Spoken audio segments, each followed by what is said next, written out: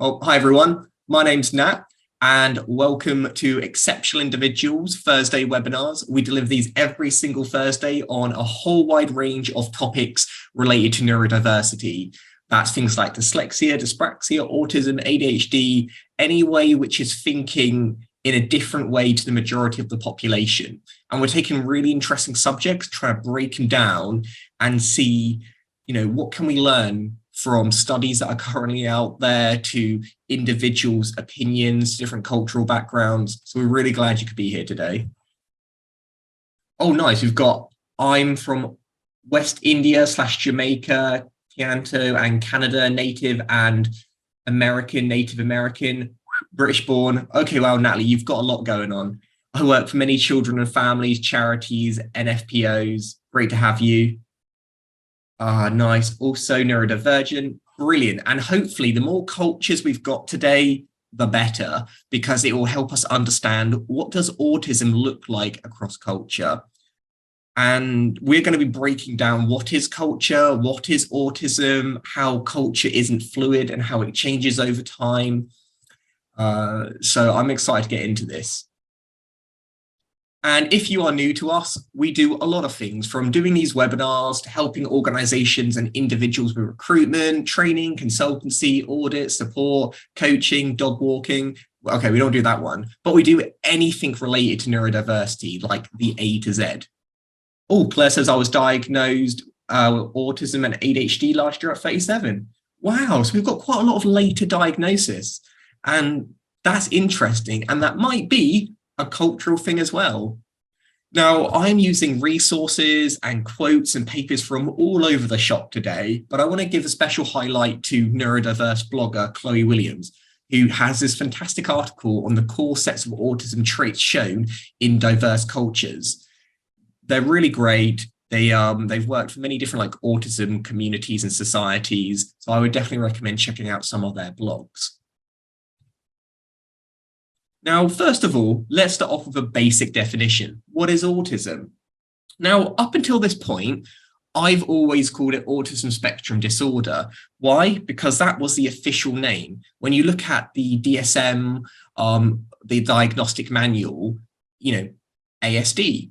However, I have been reconsidering my thoughts, because names change over time, and they change because maybe the old definition wasn't useful anymore, or there was one that more accurately represented what it is you're trying to convey.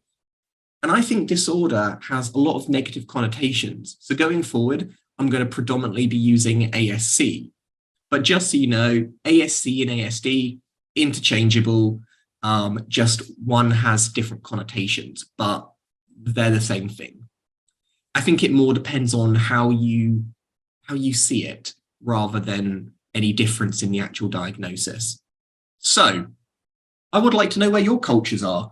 Where is your culture most influenced from? Now, I appreciate there's a lot of people in the UK today, so that's why I wanted to say influence. So let's say your parents are from Jamaica. Maybe you are heavily influenced from Jamaican culture, even if you were born in the UK. Okay, Natalie says to give a shout out to Neurodiversity in Business. There you go. I have heard of them, but I'm not super familiar, so I'll definitely have to get a bit more acquainted with them.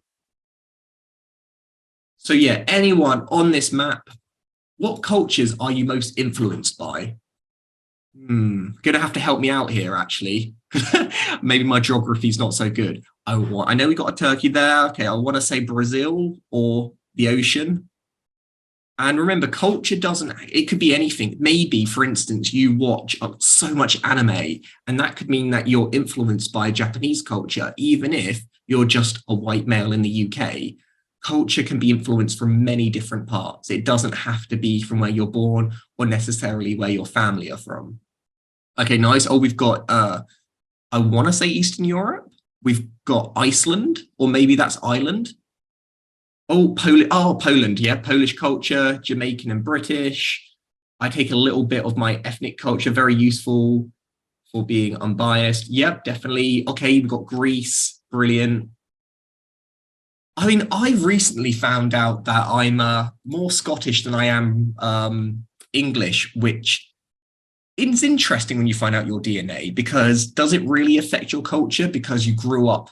I think it's whatever you kind of grow up in and surrounded by, but it definitely has made me like reevaluate and kind of see things from different perspectives. So first question of the day, what does your culture as a whole view autism? So from all the cultures that you've mentioned, we've got Greece, Jamaica, Poland, UK, all of them and more. Is there like a viewpoint that culture takes? For instance, are they very positive? Do they see it as a strength? Do they see it as a disorder? Remember, we're talking about, is it a condition? Is it a disorder?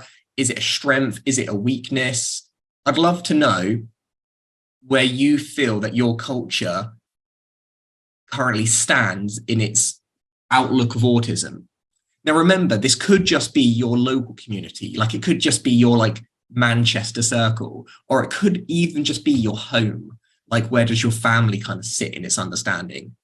By the way, this is confidential. I'm not going to know who said this stuff. And I think it's important to understand good and bad. So we've got, that is mainly a child condition. Yep, that one is really common, definitely in the UK. When people say autism, they think of a particular type of individual, someone who has very high needs and typically quite young. And we are going to be diving in a bit deeper about what does autism look like? You know, people always make this joke, oh, you don't look autistic. What does autism look like? Well, there is a look for autism. Now, this doesn't mean it's correct. However, there is this idea of what we think autism should look like. All right, nice. We've got some more. I appreciate this is a difficult question, so I'm not surprised if you're like, I have no idea what to answer on this. We've got, most people hear about autism and learn things when their kids show signs. Yes. So culturally, you might, or just observationally, your understanding of autism might purely be based on children and kids you see. Sometimes the most difficult individuals to educate around autism are parents of autistic children, because they have a very set view on what they believe autism looks like, rather than understanding that it's so different for everyone.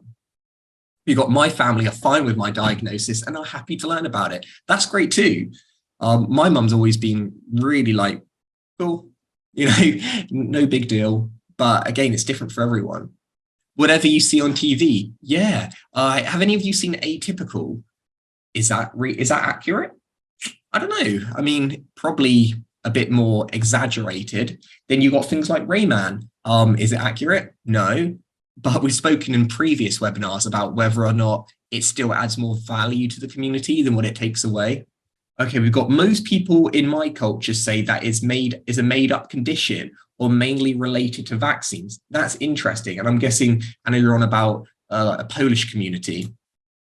And again, or whatever community you resonate with. But it is interesting, and I hope to do something later on about vaccines. Though that was proven false so long ago with so much evidence, once something has been kind of created, it's very difficult to break down that kind of viewpoint. Natalie says, most of my culture are seldom heard from, although they are known for sustainability and diversity practices, they also helped with the formation of law structures in our indigenous land. Unfortunately, our practicing elders are not always so open-minded about disability/incapability. Progress society can be slower though. Sorry for butchering that. I'm terrible at pronunciation, but I can see what you mean. Like, sometimes you can be really progressive and open in some areas, but in other areas a bit slow on the curve. And that could be for many reasons. Oh, Indigo says The Good Doctor. Yeah, that's another interesting one on how people have used autism as a case example. But thank you all for your comments. Really, really interesting. So on here, our autism is recognized in over 100 countries. And it's interesting to think that, because you think, well, surely autism is everywhere. No, it's only countries that officially say this is a thing. We all recognize it. So it's not every country in the world, but countries are making progress. And I'd love to know, which of these countries or regions do you think are currently doing research in autism? Because when we think of research, we typically think of maybe Western countries, but there are many other countries which are proactively pushing research. Now, whether that research is about a more holistic approach or a more controversial one like yours, that's different. But there is research being done. All right, let's see what the answers are. Actually, they are all correct. Taiwan, India, different countries in the Middle East, Mexico, Venezuela, as well as many other are all doing research. And this is a big deal because culturally, no one, apart from certain countries like Germany, Austria, UK, Germany, have been like really hot on the research, but other countries haven't been that bothered. Now, were they not bothered about autism, or were they more bothered about other things which kind of took priority? We're going to take a look at that. So now we know that countries are more and more listening, talking about it, sharing about it, actually spending money on it. Why? I'd love to know your thoughts. Why do you think countries are becoming more interested in autism now? What was it that made governments think, you know what, we should probably put a bit of investment into this field and learn more about it? Because there's so, we've done history of autism and we've learned about Leo Craner, Hans Asperger's, Lana Wing. Like, there's so many great pioneers, but they are individuals and not countries. But now countries are deciding to have an interest in it. Any ideas whatsoever? There's no wrong answers. Well, there probably are, but any reasons why you think? All right, here we go. Because they see there are strengths of an autistic person. Yeah, that could absolutely be it. For instance, the workforce in many countries are struggling. In the UK, we only went and voted Brexit and kicked all our talent out of the country. Bad. Okay, that's probably me showing too much political leaning. But the point is that there is a employment crisis of skilled, talented workers. Autistic people have amazing skills, but you can't just put them in a job without any reasonable adjustments. Some people are more interested. The stigma of "you're just weird" has went away. Yeah, so maybe no longer is it seen as a negative. Why would you research a negative thing? So people are more inclined to do it. It decreases mental health problems, e.g. depression and anxiety. Yeah, the more we understand about how our brain works, the less likely we're to suffer from poor mental health. We know there's a link between autism and mental health. They're different things, but they go together because of living in a neurotypical world, a world that wasn't correct for your mindset, does have detrimental effects over a long period of time. Possibly more diagnosis. Maybe they think they can find a cure. Oh, the glorious cure. I mean, there are still groups and pockets that are finding a cure, but I think most people and most countries are trying to find ways of using it as it is. We have largely moved past a set of cure, but that doesn't mean it's completely, I would say a very small percentage are looking for that. People are better at work when autism is understood and supported. Absolutely. I mean, all of these answers are great, and there's no one exact answer. But another one which could be, okay, we got, Natalie says, the Black Indian, Western Indian / Jamaica and native Puerto Rican Indian part of my culture is not accepting of people like myself being diagnosed neurodivergent. We are referred to as eccentric, for instance. Yeah, that's a really big one, being called eccentric. There's this famous person called Cavendish who was arguably one of the first known autistic people to show tendencies, and he was often labeled as eccentric. It might seem like a harmless phrase, but it can have negative repercussions. Acceptance is key everywhere for real positive change, for progression and sustainability. Interesting. Well, actually, the answer that I've got is different to everything that you've all said, but I do think it's a combination of all of these. So I showed this last time on a previous webinar, but it's quite interesting.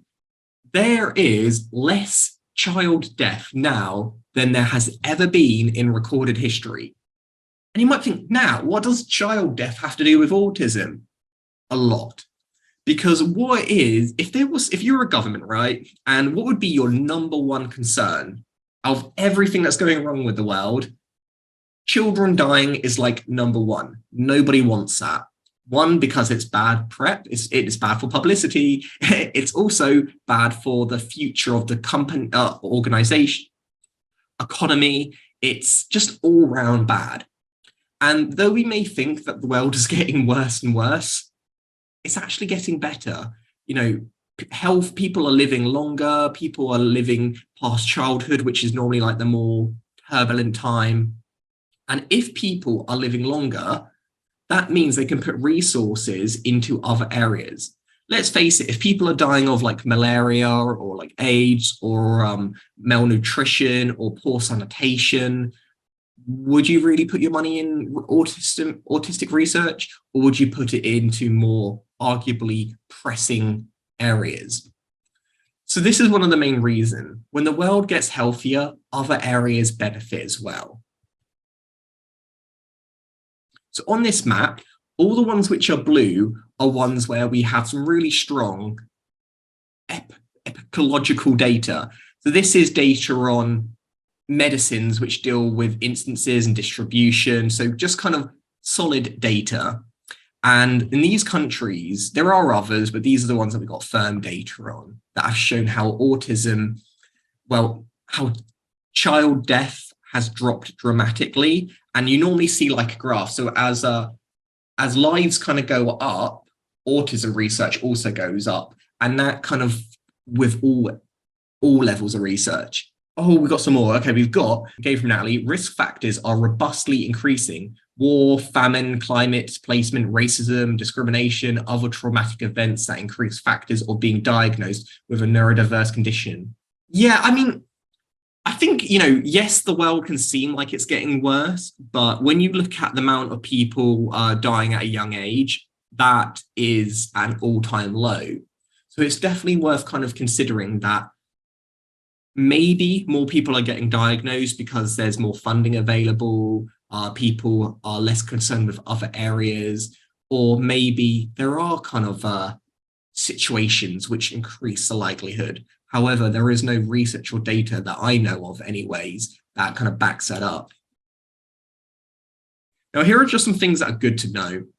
The first thing is autism is, is different everywhere. Might seem obvious, but it is. So you think of like, you're all on about getting diagnosed later in life. If you were in another country, another culture, you know, a different kind of practitioner who diagnose people under a different kind of manual or guide, your autism is going to look very different, or might not even exist at all. Well, maybe not exist is the right word, but be recognized at all. Not universal symptoms. And this is a really interesting point. Just because you match the criteria for autism in one culture, country, whatever, that doesn't mean that you will tick those boxes somewhere else, because countries might use similar names but different meanings, or it might not even register. So autism, though we know it's internally universal, external in terms of the label and how we diagnose it, absolutely is not. And different across cultures, yeah. So my question to you is, yes, we know autism is different across cultures. It's different depending where you are in the world. But what exactly is culture? This is a tough one to define. And I'd love it. Just give me your best answer and we can see what we can come up with together. Okay. Any ideas? How would you define culture? How one identifies? Yes, so how do you see yourself? I mean, this does get into some potentially problematic areas, doesn't it? You know, that the woman who was white but identified as black. But then again, you have someone who might biologically be born male but resonates as female. Or culturally, you might have been born in America, but your culture is Italian. You know, very interesting. We got families ties. Yeah, where does your family go back to? You might know that even though you're, say, third generation American, the fact that your family was Irish might still have very firm ties in how you view yourself. We've got the schooling system. Yes, who teaches you? Were you in a Catholic school? Were you in a private school? You know, that can have a big impact on your views, values, belief. Religion, absolutely. Religion is, you know, changes someone's culture quite dramatically through what you view, your beliefs, routines, holidays you do, community, nice. Sometimes just the neighbors, the people in your street can have a massive impact. Like, we're all quite like, yay, neurodiversity, because we're a great community. But if you're in a community that doesn't accept it, you'll have different views on how you see yourself. So culture really is kind of a melting pot of all of these things. And as for most of us who live in a multicultural country, we kind of do get the best of both worlds. But you will find that cultures still tend to kind of group together, even though we are getting better at kind of integrating and accepting. We've got culture is being part of a symbiotic and sometimes biological and social set of people and / or lands that practice certain types of behaviors and activities that are not common to those particular people. Nice. I feel like you went on Wikipedia, but if not, that's a very good answer. So on here, I'm going to give you an example now on how... that are common to those peoples. Oh, thank you. No, please do feel free to read it out, because I'm so damn dyslexic. So I end up like missing words out. Now, on this slide, I want to give an example on how autism may or may not exist depending on where you are in the world, but also the time which you were born or raised or most influenced by. We all know those people who were like lived through the 80s and now can't move on. And the same thing is true with diagnostics and kind of labels that we have. So on here, this is a look of characteristics of Asperger's. So for instance, do you often unnecessarily laugh? Do you feel that you have like no fear? Because these were all the criteria of what people looked like when they were diagnosing Asperger's. Now, some of you may or may not know, but Asperger's is no longer diagnosed. In most of the world, it has been replaced by ASD, autism spectrum disorder. Nice, we've got echo words. Yep, echoalia is a very common characteristic of autism. It's when you might repeat something because potentially you like the sound of it. We've got attachment with objects. Yep, a lot of people with Asperger's will tend to be avid collectors. May it be Pokemon cards, trains, you know, whatever. You know, unnecessarily laughing.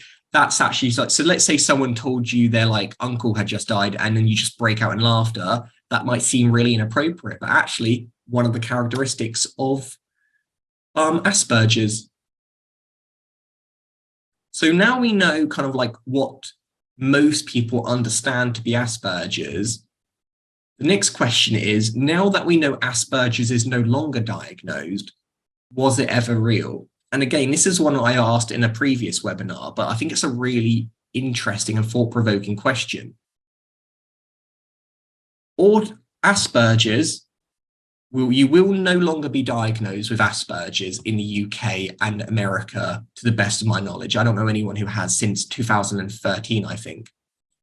But because it is no longer being diagnosed and no longer being recognized going forward, though we're obviously not forgetting people who currently resonate with that diagnosis, does that mean that it's not real? Because again, like, what is autism? Well, it's a set of characteristics which people have grouped together and gave a label in order to talk about it in an effective way. Without a label, it's very difficult in order to support someone.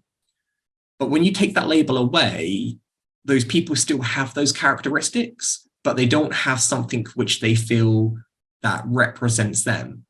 And ASD is a word that kind of is for everything, but it might be so broad that people don't feel they can personally connect with. The reason Asperger's came about is it wasn't actually due to Hans Asperger. It came about long after him. And a lot of people weren't getting diagnosed with autism because there were such negative connotations attached to it. So what we would consider high functioning, or used to, those sort of individuals are like, no, I'm not that. Or parents wouldn't want to get their kids tested because they didn't want to be attached to a label which was considered negative. But this is when Asperger's came about, and it resulted in a lot of people getting diagnosed and getting the support they needed and deserved. But then as the years went on, more people kind of saw it like a hierarchy, like, oh, I have this, I have that. Or there was like, this is better, this is worse. And it just wasn't becoming helpful. It also made the criteria too black or white. These characteristics, this box, these characteristics, that box. And there were a lot of people who just didn't really fit in either one. So then we changed it again to ASD. And the key word there is the S, spectrum, knowing that it affects everyone very different. This is why you can have some people who are non-verbal, and just independent living will be a key goal for them, and other people who are like CEO of like multi-billion-dollar organizations. We've got, I believe technically they are all those labels and not very societal behavior and habits to be in place. Society is fickle. Interesting. Or we've got traditions from your native country / adapt country. I am no autistic, but people say I have a lack of fear. Interesting. So interesting that all of you have said it was real. And I would say, yes, it was. Anything that enough people believe is real, but maybe we're getting a little bit philosophical on this. But yeah, okay, we've agreed with that. Now moving on, how was autism seen when you were growing up? So we've talked about how though names and labels change, and they change to reflect current time, new knowledge, new information, cultural acceptabilities, it changes for a number of reasons. But I want to understand, because I appreciate we've got people who have all different ages in this group.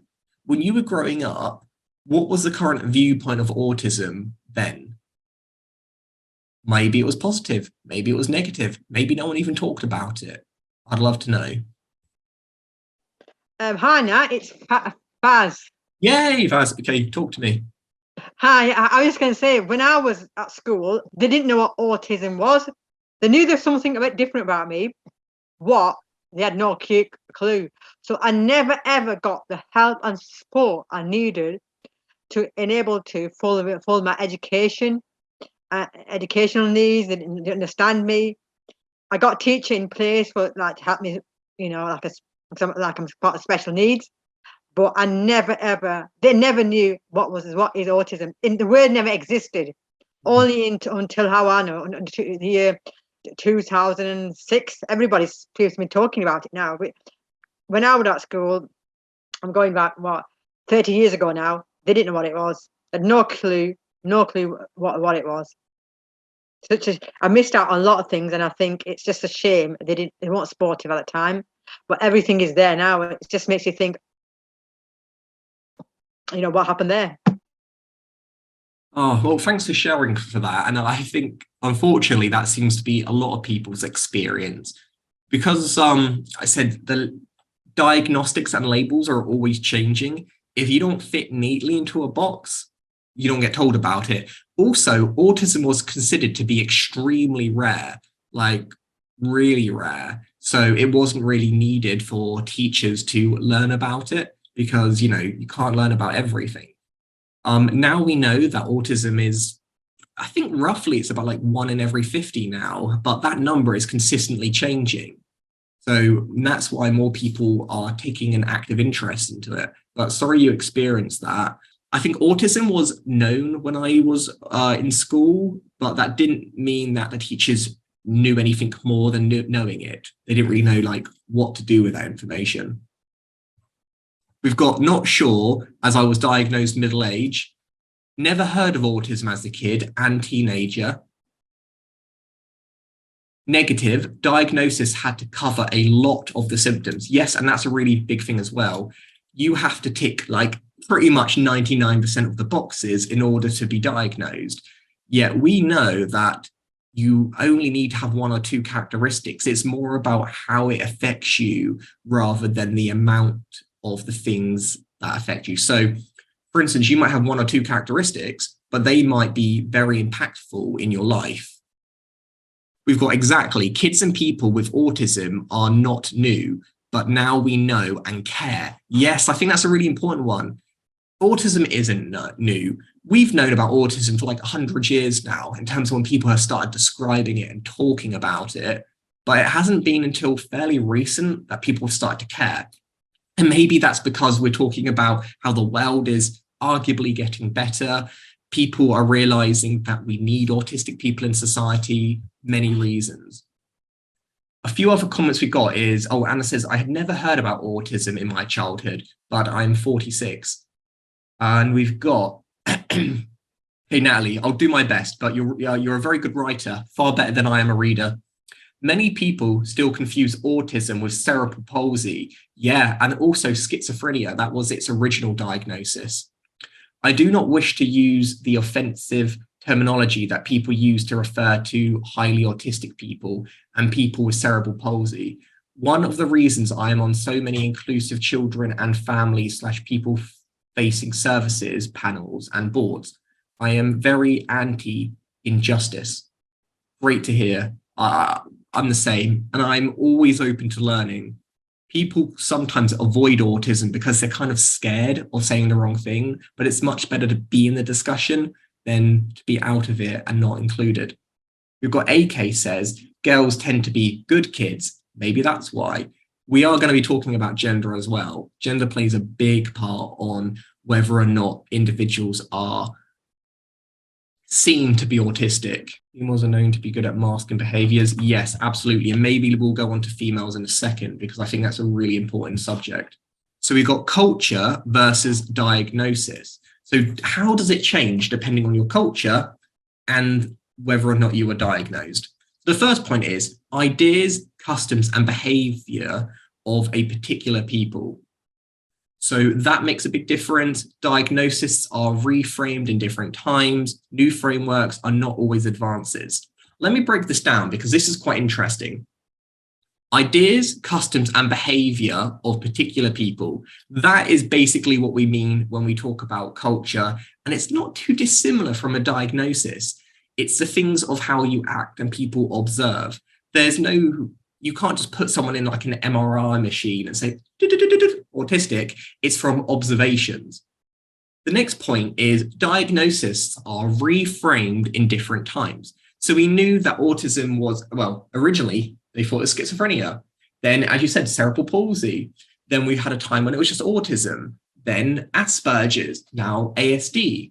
So though it has always been a thing, we are continuously reframing, changing it. And I truly think that it will universally be adopted as ASC, autism spectrum condition, in the not too distant future, but we will see. And new frameworks are not always advances.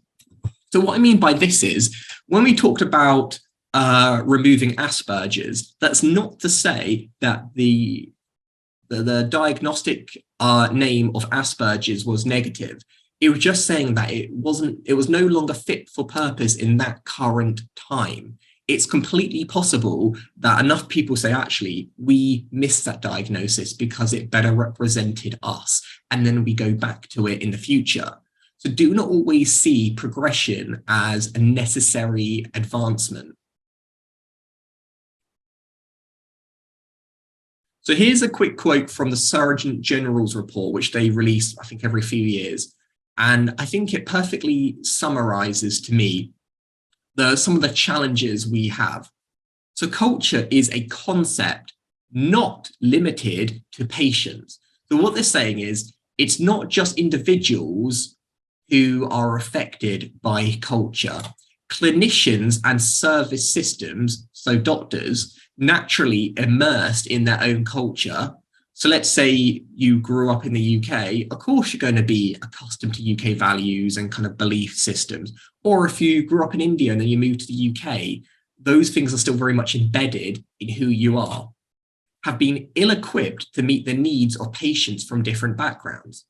And this is really important because, see, as the UK is becoming more and more multicultural, let's say you come from a Bangladeshi culture and you go to a doctor who is been very much lived in the UK for generations, their family. Now, how they understand autism and what they expect to see in terms of how it portrays itself is going to be very different to how you might portray it to them, just because of how you were brought up. So it does mean that a lot of people get missed out, particularly if they don't look or experience the same backgrounds as the individual.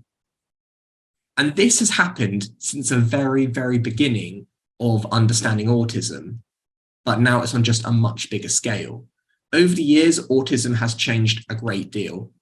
So in 1943, the first first-ish paper on autism was created by Leo Kramer. And from then, that wasn't really named at that point. And then in the first DSM, the diagnostic manual for like mental health and illnesses, that sort of thing, called autism schizophrenia. So they were different things, but it's just kind of the same name we used. And then in the second edition, autism was not mentioned, but it was kind of narrowly defined. So we're getting somewhere. They're starting to talk about it, but we still haven't got a name. So effectively useless. And we missed some. Oh yeah, and then finally, let's get up to modern times, the DSM-5. This is the most up-to-date one. In this one, now they recognize autism as autism spectrum disorder. But just worth a note here, though the DSM-5 is like the go-to for understanding mental health and other types of disorders, in the UK and other parts of the world, we use the organizational international clarification. So it's a different one depending where you are, but they are starting to overlap a lot more than they used to.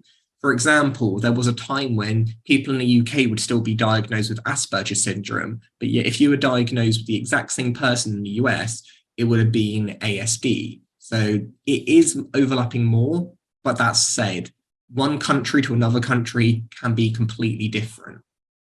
We've got, so Natalie says, the NHS is still addressing this issue, Nat. Being from minority background, this is disappointing because it seems society's fickleness gets in the way of positives and needed progress, and this continues to dictate policies and procedures relating to neurodivergent individuals from intersectional backgrounds. Really good point. And this is something which I think the NHS and other organisations similar are aware of, about how these original views, characteristics are kind of embedded in our definitions. And this is why these documents are not fixed. I used to call the DSM like the Bible of disorders, but actually it's not, because say the Bible doesn't change, it's kind of pretty stagnant. But whereas this document is always evolving, the DSM-5 is not going to be the last one. And the OIC is, I think, edition 11 at the moment, is also not going to be the last one. This is continuously going to be changing. Oh, nice. Now it says, I'm a freelance researcher and consultant for the NHS. Oh, really relevant. Glad you could be here. So moving on to the OG sin, what created this view of autism being a particular way? This is what autism looks like. And we know that it takes a long time to get people to understand something, but it takes even longer to get someone to relearn and re-understand something. We talked a little bit earlier about the vaccines, about how people think, oh, vaccines give you autism. That was disproven a very long time ago in very concrete data, yet it's still something which prevails. You know, the old expression, mud sticks. Even if you have been proven innocent, people still look at you in a negative light. So the original thing was when Craner, who this guy, arguably the father of autism, gave his description, what did his patients look like? So when he was doing his research and looking at what autism was, it was, in fact, sorry about the GIFs, they're funny, but it was this white boy. Autism was modeled on white male children. And if you were from a different background, different gender, you were not included in this original study. And though that was a long time ago, that was in the 40s, even today, we still look at autism as a predominantly white male condition, disorder, whatever you want to call it. So a few things on what autism looked like, and you'll see, has it really changed that much today? So male, only males could be autistic for one. 2, white, only white people were autistic at the beginning. Educated, so all their parents were from an educated background. People from low economic backgrounds and other similar things, they didn't get diagnosed with autism. Middle class, yep, so they grew up with a certain lifestyle. And interestingly, all the children in the original study, which I think there was only like 14 people, by the way, it was not a big study, were children of psychiatrists. And that also adds a certain level of bias. So though this was a long time ago, it still sticks. It's still kind of embedded in how we diagnose conditions like autism. And it's worth noting that when you go seek a diagnosis, just check up, see who's doing it, understand, are they familiar with these integrated biases and viewpoints? And are they doing anything to mitigate them? So the next question for all of you, and you're all doing great, by the way. If you are autistic, how would you describe yourself? Sorry, before you carry on, Nat, do you know, if you're middle class, what does that mean? Does that mean you get diagnosed quicker? So middle class is kind of a made-up term, really, but it means from a certain you have like a certain amount of money that you can kind of maybe afford your own house, maybe you are an employer.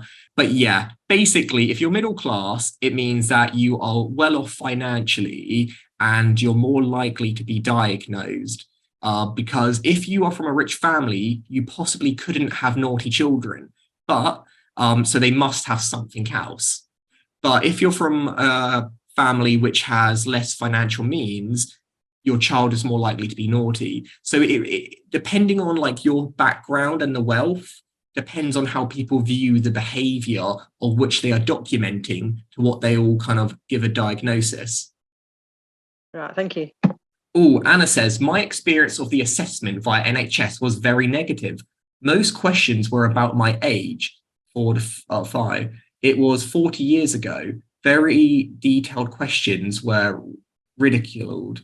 Extremely tiring process for anyone in midlife with no family members in the UK. I am disappointed by the diagnostic tools, not great for females with Asperger type of ASD. I agree. I mean, we've come a long, long way, but we still have a long way to go. Okay, what we got? What would you describe yourself? Free-spirited, unique, antisocial, quiet, many unique hobbies, inside my head a lot. And this is good. Like, I don't want to see one set answer here. You know, none of you have said you white, male, middle class. So like, autism is different for every single individual. And we cannot say this enough. So ideally, when you think of autism, I don't want you to think of Rayman. I don't want you to think of a kid in a classroom who doesn't talk. I want you to think of your neighbor, your aunt, your mum, your children, you know, your doctor, everyone. Okay, we're almost at the end now, but I've got a few more good points to cover.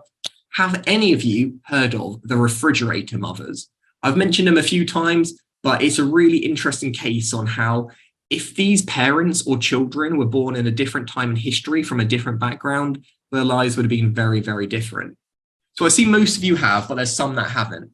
The refrigerator mothers was a bunch of mothers, and they were basically said, you were a bad parent, because if you had autism, it meant that your parents were unkind, unloving, did not hug you. So the parents were seen to be stigmatized. So if you said, oh, my child has autism, they would think that you're a bad person, you know. So obviously you'd be kind of segregated from the culture. And this created this negative view of autism. Parents did not want to be associated with it. And this is part of the reason why Asperger's syndrome came into play, because people still needed help for being autistic, but no one wanted their child to be diagnosed with autism because of the stigma attached. So a quick one here, autism is rising in minority groups, but why? We're a bit short on time, so I'll give you the answer.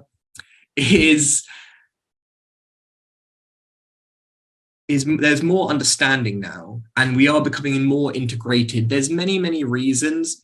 Autism isn't on the rise because of an epidemic. It's because we are becoming more aware. We're more conscious about it. So that's one of the main reasons, among others. Now on here, you can see, though autism is on the rise in terms of diagnosis, not in terms of it actually being a thing, poorer children are still diagnosed 6 months later to a year later. So yeah, people from minority groups who unfortunately are more likely to have less financial income, particularly in the UK and America, they are getting more awareness, but they're still at a disadvantage. And we all know at school age, a few years makes a big difference. So a quick question to all of you, what did you grow up knowing autism as? And I know a lot of you said it wasn't a thing, but I'm just curious to know about the name. Was it just autism spectrum disorder? Actually, you know what? Scratch that. I want you to tell me, what do you now call it? Like, what is the name? What is your go-to name for it? Do you call it Asperger's? Do you call it autism spectrum condition? Because at Exceptional Individuals, we still officially go by autism spectrum disorder because it's the medical term. But I do think there's a lot of talk and discussion. I think we are officially going to be going with ASC soon. I'd love to know your thoughts and views. Okay, interesting, a nice mix here. And in terms of different diagnoses, there's been many different names in the world. Before, sometimes autism has been mislabeled as schizophrenia or schizo. I apologize for using this word. It's an awful word, but this is a word that people with autism have been called and continue to be called, mental retardation. The word wasn't always negative, but society made it negative. So it's another example how words change over time and the connotations. And then there's parental childhood, meaning you stay a child forever. So depending on the name, plays a big part on whether or not we are comfortable in talking about it. So certain cultures, their only real thing about autism might be the name has a very negative connotation. This also brings us back to Asperger's. Though it was a very helpful term, it was attached to Hans Asperger's, who had links with the Nazis, which again, I talked about in a previous webinar. And that is big enough to people to say, you know what? I do not want to be associated with that person, and ditch the label altogether. So we've reached the end now. I know I was cutting it fine for time, but I really hope you found that useful. Now, we do have these webinars on our YouTube channel. Just search for us on the internet and check us out. You know, we're doing these every single week. I really hope you found this one interesting and insightful, and I really appreciate the discussion. None of us are experts individually, but together, I think we have a good base full of knowledge. So I really appreciate you challenging me on my views and just exploring this together. Nat, can I ask you a question? Yeah. When we talk about changing, like going towards, you know, from ASD to, you know, from to condition, I wonder how it will impact the support available when in UK it's like treated as a disability. Therefore, there is more support. And I can compare to, for example, my country of origin, where even diagnosis is not provided to adults, and there is no support related to, you know, being seen as disability. So I wonder what you think about that. What if the change might bring less support? Oh, Anna, that's a really good question. I think it goes back to a previous point earlier that any like progression or next steps doesn't necessarily mean it's a positive one. We can go down as well as up. And that's one of the examples. Condition might seem more inclusive, might seem a bit more kinder to the ears and more empowering, but the negative of it is that maybe it will be considered less worthy of support. We know that at the NHS you can get diagnosed, difficult, but you can, with like autism and ADHD, but things like dyslexia and dyspraxia, because they're not considered disorders in the same way, you can't get the same support. So maybe we're better off sticking with the term disorder because it does mean we're entitled for support. I mean, changing the name doesn't necessarily mean we'll change the rights attached to it, but we know with different governments and stuff, and with cuts towards like the health service, nothing is ever guaranteed. It's a really interesting point, and I think it's definitely one that I will consider whether or not to use the term or not, because that's definitely something that I wouldn't want to unintentionally do, is make people feel that it's not something that deserves or needs support. Thank you. And the last few points before we go is feel free to join our Facebook group. It's a nice little community. You know, we've got a lot of people sharing their views and thoughts on autism at the moment, and we share different things coming up. So do give that a check out.